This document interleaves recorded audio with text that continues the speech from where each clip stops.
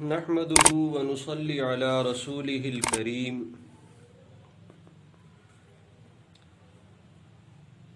أما بعد فأعوذ بالله من الشيطان الرجيم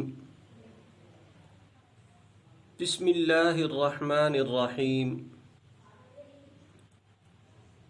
قل إن كنتم تحبون الله فاتبعوني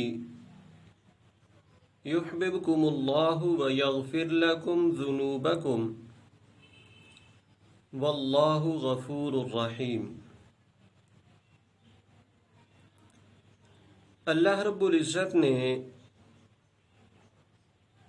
قرآن پاک کے پارہ نمبر 3 کی سورہ آل عمران میں 31 نمبر آیت کے اندر یہ بات ارشاد فرمائی کہ اے میرے محبوب آپ کہہ دیجئے کہ اگر تم محبت رکھتے ہو اللہ کی تو میری اتباع کرو تاکہ اللہ تم سے محبت کرے اور بخش دے تمہارے گناہوں کو، اور اللہ بخشنے والا مہربان ہے۔ یعنی یہاں اس آیت کریمہ کے اندر اللہ رب العزت نے اپنی محبت کا معیار آپ صلی اللہ علیہ وسلم کی اتباع کو قرار دیا کہ جو شخص اللہ کی محبت حاصل کرنا چاہتا ہے اسے جناب نبی کریم صلی اللہ علیہ وسلم کی اتباع کرنی پڑے گی۔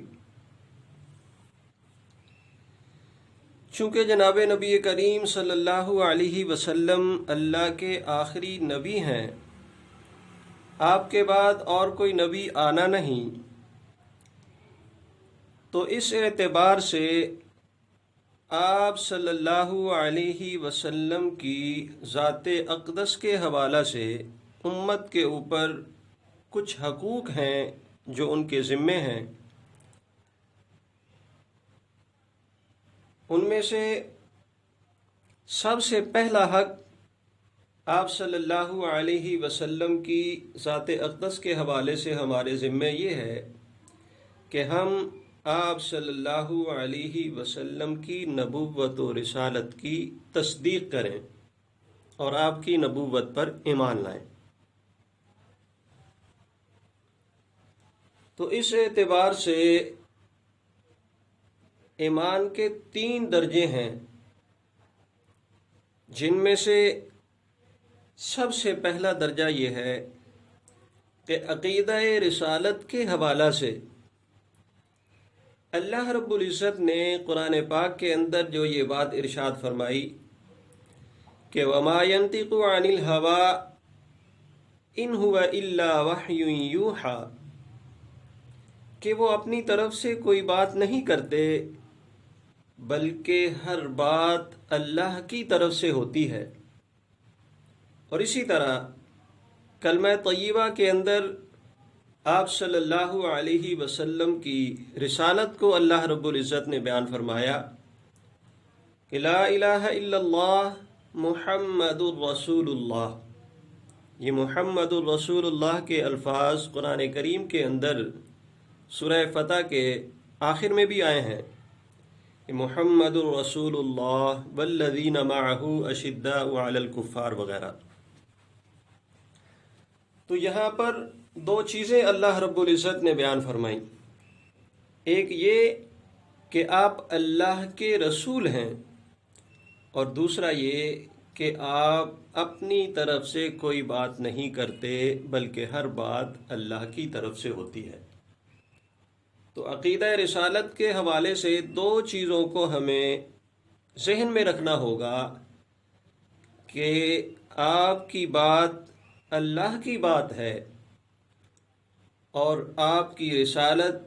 اللہ کی عطا ہے، اللہ رب العزت نے آپ کو نبی اور رسول بنا کر کے بھیجا ہے۔ اس لیے آپ صلی اللہ علیہ وسلم کے حوالے سے عقیدہ رسالت یہ قطعی ہے اور قرآنی عقیدہ ہے۔ جب تک کوئی انسان اس عقیدے کے مطابق آپ صلی اللہ علیہ وسلم کی ذات گرامی کو نہیں مانتا، اس وقت تک وہ اسلام کے دائرے میں داخل نہیں ہو سکتا۔ تو یہ ایمان کا پہلا حصہ ہے۔ دوسرا حصہ عقیدہ ختم نبوت، یعنی آپ کو نبی تو مان لیا، آپ کو اللہ کا رسول اور پیغمبر تو مان لیا، لیکن یہ عقیدہ بھی لازمی ہے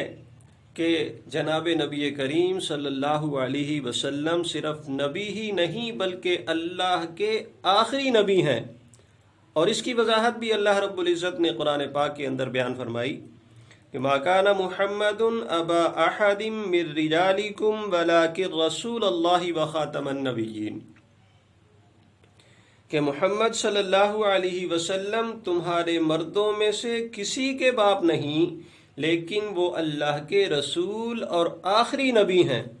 یعنی آپ صلی اللہ علیہ وسلم کے بعد اور کوئی نبی نہیں آئے گا۔ اللہ رب العزت نے انسانیت کی ہدایت کے لیے انبیاء کا جو سلسلہ حضرت آدم علیہ السلام سے چلایا تھا وہ جناب نبی کریم صلی اللہ علیہ وسلم پر ختم ہو گیا ہے۔ اب آپ کے بعد کسی بھی طرح کا کوئی نبی نہیں آئے گا، خواہ اس کو کسی بھی نام سے یاد کیا جائے، کسی بھی قسم کی تعویل کرنے کی کوئی گنجائش باقی نہیں۔ اور پھر آپ صلی اللہ علیہ وسلم کا خود اپنا فرمان ہے کہ میں آخری نبی ہوں، میرے بعد کوئی نبی نہیں آئے گا۔ رسول اللہ صلی اللہ علیہ وسلم کی زندگی میں بھی اور آپ صلی اللہ علیہ وسلم کے اس دنیا سے رحلت فرما جانے کے بعد بھی کچھ لوگوں نے نبوت کے دعوے کیے۔ مثلا کچھ مشہور نام ہیں جیسے مسیلمہ کذاب، اسود عینی، طلیحہ اسدی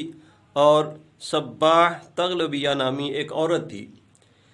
تو ان چار میں سے پہلے دو کو تو جہنم واصل کیا گیا، لیکن جو آخر الذکر دو لوگ ہیں، ایک مرد اور ایک خاتون، انہوں نے اپنی اس گمراہی اور اپنے اس مرتد ہونے سے توبہ کی، اسلام کی حالت میں دوبارہ واپس لوٹے، اور پھر تا دم آخر ان کا تعلق اسلام کے ساتھ ہی رہا اور اسی حالت میں ان کا انتقال ہوا، یعنی اپنے عقیدے سے انہوں نے توبہ کر لی۔ پھر اس کے بعد مختار شقوی مشہور نام ہے،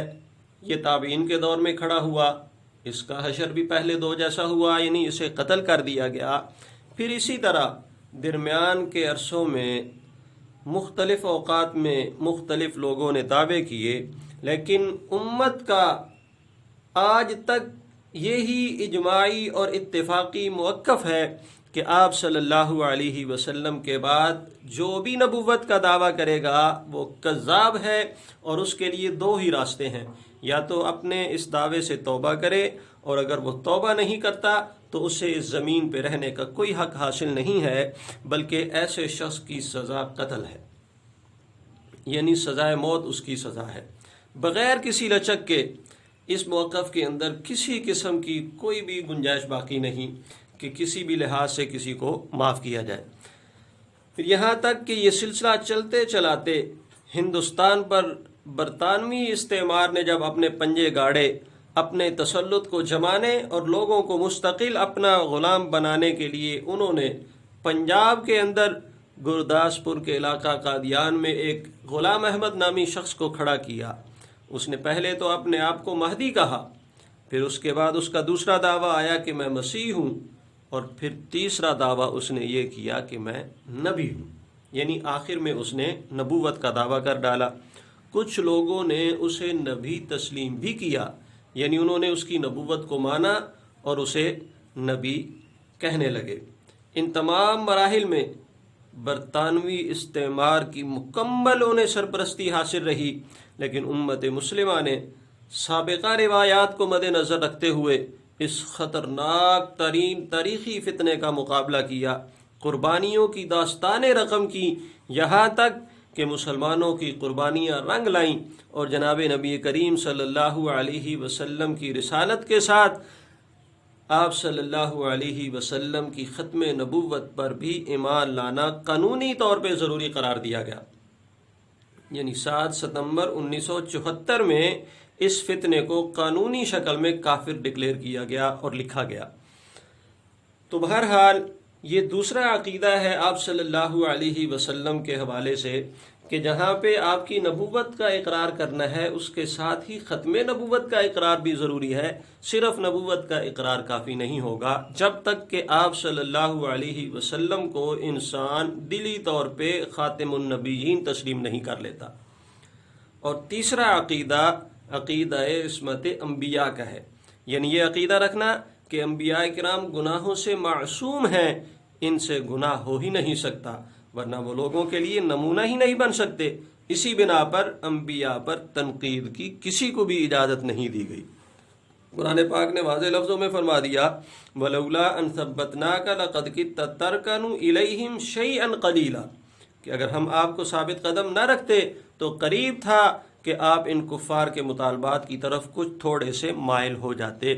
یعنی یہ آیت کریمہ نص قطعی ہے عصمت انبیاء کے اوپر کہ انبیاء کے متعلق عصمت کا عقیدہ رکھنا یہ قرآنی عقیدہ ہے، اور جو شخص اس چیز کے اندر تردد کی طرف متوجہ ہوگا، شک کی طرف مائل ہوگا، تو وہ اپنے عقیدے کو خطرے میں ڈالے گا،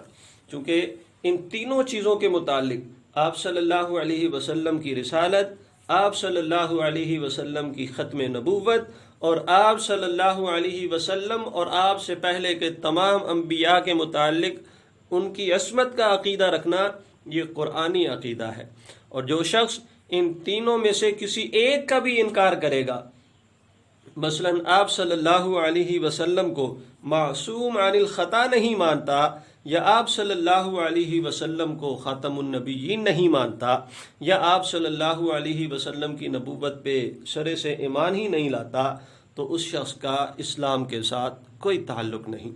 ان تینوں کے اوپر بیک وقت برابر کا ایمان رکھنا ضروری ہے۔ اگر ان تین میں سے کسی ایک کے اوپر بھی کسی شخص کا ایمان نہیں تو وہ اپنے آپ کو مسلمان کہلوانے کا حقدار نہیں۔ یہ ہے وہ بات کہ آپ صلی اللہ علیہ وسلم کے ذاتی گرامی کے حوالے سے عقیدہ انسان کا کیا ہونا چاہیے، تو اس کے متعلق میں نے وضاحت فرما دی کہ آپ صلی اللہ علیہ وسلم کے متعلق ہمارا عقیدہ ہے کہ آپ اللہ کے آخری نبی اور معصوم عن الخطا ہیں، اور آپ صلی اللہ علیہ وسلم کے بعد قیامت تک کے لیے اب اور کسی نبی نے نہیں آنا۔ تو اللہ رب العزت سے دعا ہے کہ اللہ رب العزت ہر مسلمان کو یہی عقیدہ مضبوطی کے ساتھ اپنانے کی توفیق عطا فرمائے اور اسی کے اوپر ہمارا خاتمہ فرمائے۔ وآخر دعوانا ان الحمد للہ رب العالمین۔